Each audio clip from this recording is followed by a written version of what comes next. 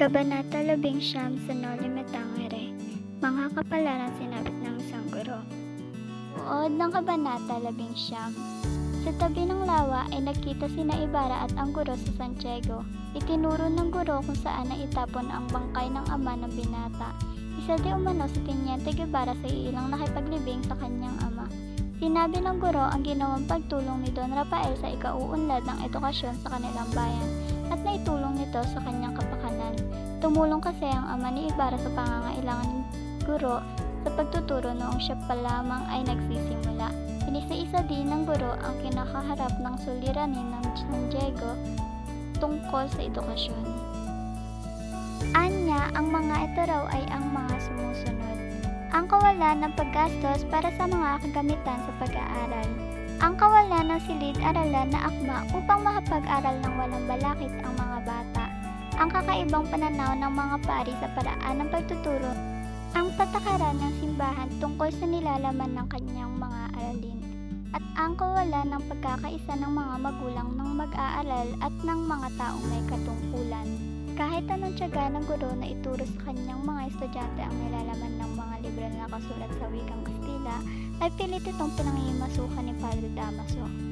Pinapalo at minumura di umano ng mga pari ang mga bata sa tuwing makakarinig ito ng ingay mula sa tapat ng kwadra kung saan nag-aaral ang mga bata dahil nga wala silang silid-aralan.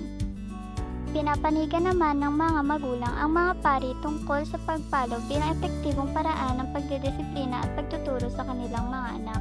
Dahil sa pakikialam ng pari at mga balakid sa pagtuturo ang siyang sinisising dahilan ng guro sa kanyang pagpapasakit. Nang bumalik naman siya sa pagtuturo ay napansin niyang nabawasan ang bilang ng kanyang mga mag-aaral. Ang guro ay natuwa nang malaman na hindi na si Padre Damaso ang kura sa San Diego. Kaya minabuti niyang iangkop ang nilalaman ng mga aralin sa kalagayan ng kanyang mga mag-aaral. Pa nagkaroon ng kalayaan ang guro na iangkop ang kanyang mga aralin, ay higit pa rin pinapahalagahan ng simbahan ang pagtuturo tungkol sa reliyon. Nangako naman si Ibarra na gagawin ang kanyang makakaya upang matulungan ang guro at maiangat ang kalagayan ng edukasyon sa bayan. Kanya raw babanggitin sa araw ng pulong sa paanyaya ni Teniente Mayor ang mga napag-usapan nila ng guro. Mga pangunahing tauhan sa Kabanata 11. Una na rito si Crisostomo Ibarra na anak ni Don Rafael Ibarra. Siya ang nakausap ng guro sa isang bulod tungkol sa suliranin nito. Sunod si Don Rafael Ibarra, ama ni Crisostomo Ibarra na ang bangkay ay pinatapon sa lawa. Siya ang nagpaaral sa mga kabataan sa San Diego. Guro. Ito ang nakausap ni Crisostomo Ibarra sa isang bulod, ang nagbaling ng problema kay Ibarra tungkol sa edukasyon ng mga bata. Teniente Guevara kasama ng guro noong ipinatapon ang bangkay ni Don Rafael sa lawa. Guro, binubulyawan ang guro at mga estudyante dahil nakikisilong sila sa kumbento o di kaya'y sa tapat ng karwahe nito. Padre Damaso, hinahamak niya ang guro dahil siya'y nagtuturo ng wikang Kastila sa mga bata, makapangyarihan sapagkat siya'y maraming salapi at nakasandal sa malalaking korporasyon. At ang panghuli ang mga estudyante, mga kabataan sa San Diego na pinaaral ni Don Rafael Ibarra. Ang tagpuan, dito naman nagtagpo sina Ibarra at ng guro sa isang bulod sa ilalim ng puno ng lawa. Dito rin ipinatapon ang bangkay ng ama ni Ibarra na si Don Rafael. Mga talasalitaan. Puno na rito ang bulod. Isang mataas na lugar, ito ay karaniwang natural na estruktura na makikita natin dito sa ating bansa. Nakatunghay, nakatingala o nakatingin.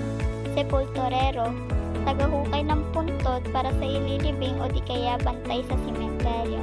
Kura, isang pari na namumuna sa simbahan sa isang bayan o di kaya kadalasang inuugnay sa paroko.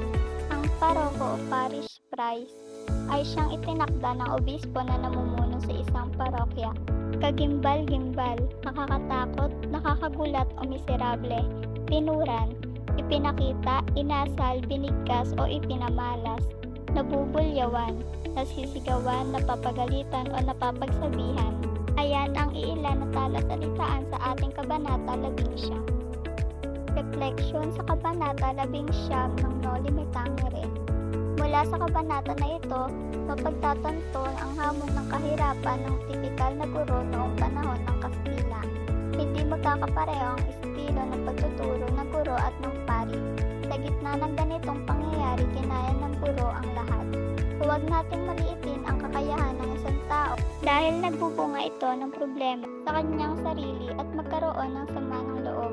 Gamitin natin ang pangmamaliit sa atin bilang lakas na ipakita sa kanila na kaya natin at may mararating tayo sa buhay.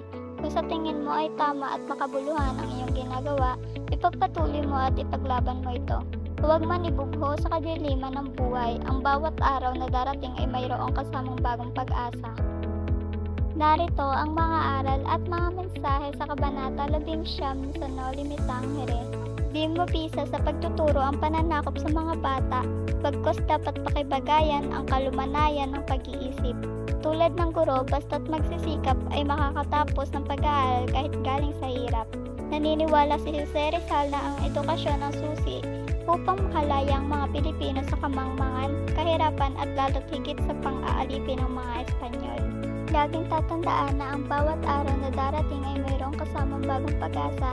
Hindi pa huli ang lahat para maging maayos ang lahat sa pagtuturo sa mga bata, ang kagandahang asal at pagdidisiplina. Hindi solusyon ang anumang pananakit sa kanila o anumang marahas na kaparusahan. Kailangan maging mahinahon at ipaintindi sa maayos na pamamaraan ang mga kamalian na kanilang nagawa. Katulad ng isang guro, kung hangad mong makapagtapos ng pag-aaral, hindi hadlang ang estado o katayuan sa buhay. Kung ikaw ay isang mahirap lamang, basta may pangarap, kaya mo itong maabot kung sasamahan mo ng sipag at tiyaga.